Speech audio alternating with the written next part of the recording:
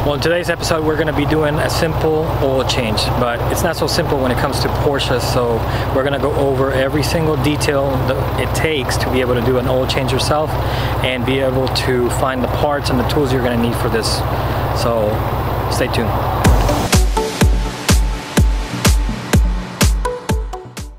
Okay, to get it started, I got a couple of ramps to be able to get underneath the vehicle in a safely manner. You're always going to need a wrench that has some sort of mechanism to be able to have a torque measurement alongside with a 36mm socket to be able to get the oil cap filter off the vehicle. Then you're going to need to remove the under tray of the vehicle, and there is about 15 different little screws that are going to be removed with a 20mm T20 head that looks just like this. Make sure that you put them to the side and don't lose them. Now there's going to be two different ones that are going to be into the back of the under tray that are a little hard to remove.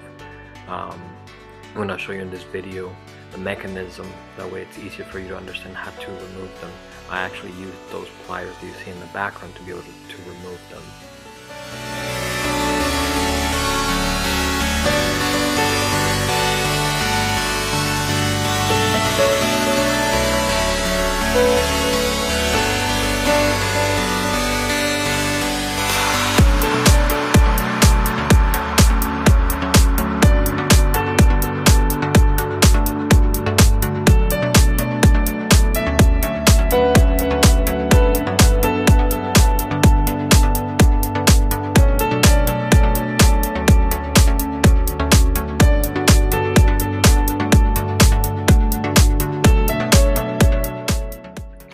This is the part where we got stuck a little bit. Instead of twisting it, you're supposed to pop it open or pop it out of place in order to remove it.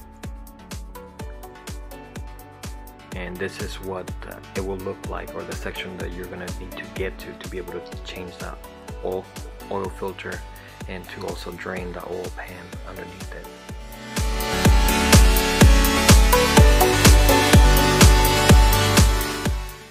And this is the part where you're going to need an 8mm hex tool to be able to remove the oil drain plug off of the oil pan so it can drain the oil out. As you can see, once you get it loose, untighten it and it'll come right off. Let it drain. It's going to take a few minutes. Just be patient until it all comes out. Then you're going to want to remove the oil filter with the 36mm socket.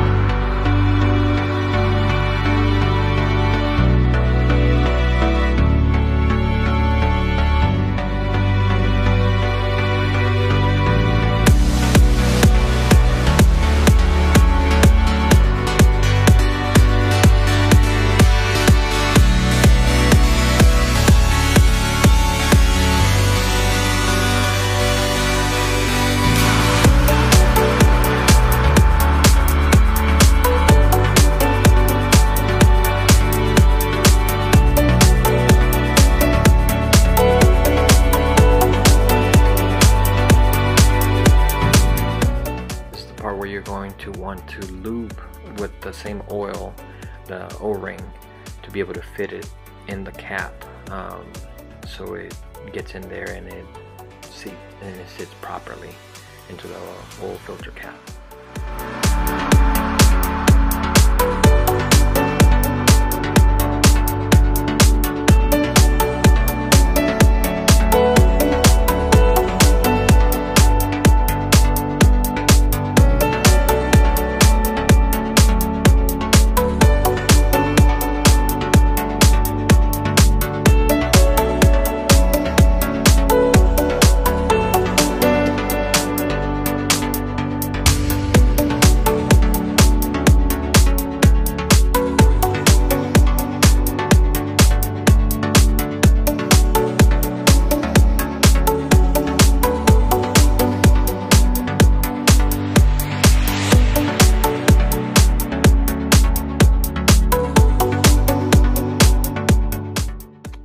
Then you want to be able to put the oil filter in place, secure it, and then put the oil cap filter back on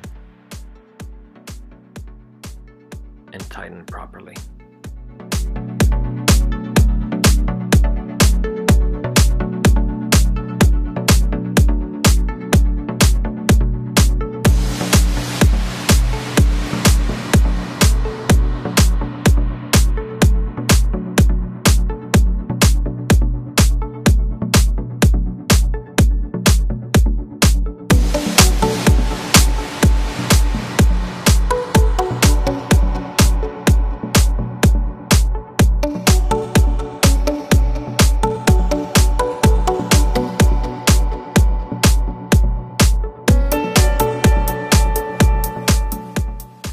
And lastly, before you actually put the new oil, make sure you plug it back in. Make sure that you use the crusher washer drain plug and put it back in and tighten it with the hex socket. You need an 8mm hex socket and tighten it securely.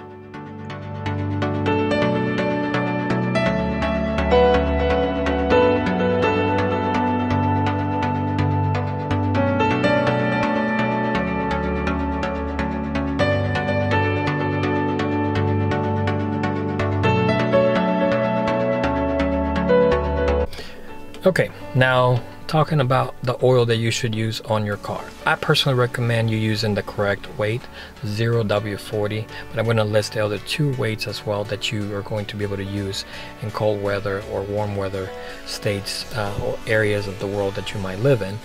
But 0W40 is the perfect balance for all-around, year-round oil that you can use on your Macan. Now, I personally use Royal Purple because of the cleaning additives that are in the oil itself that will prevent you to build up gunk inside your engine over time.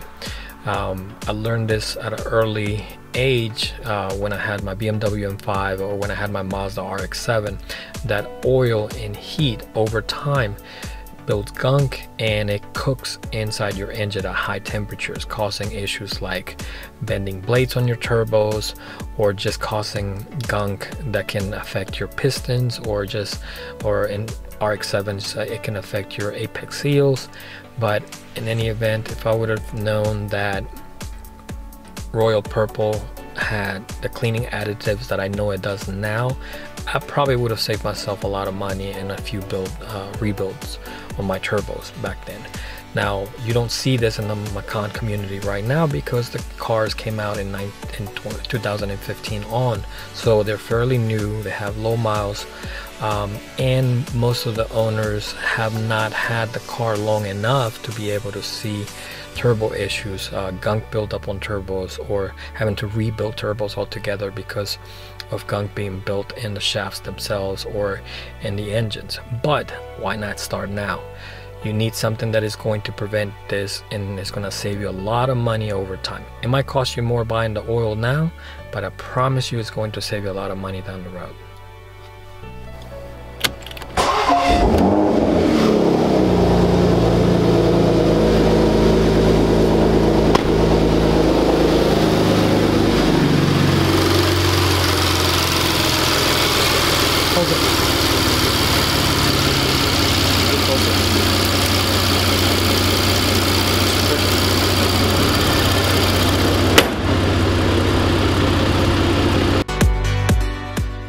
Lastly, you're going to have to take it to a dealer or a local garage to be able to reset the oil metering system.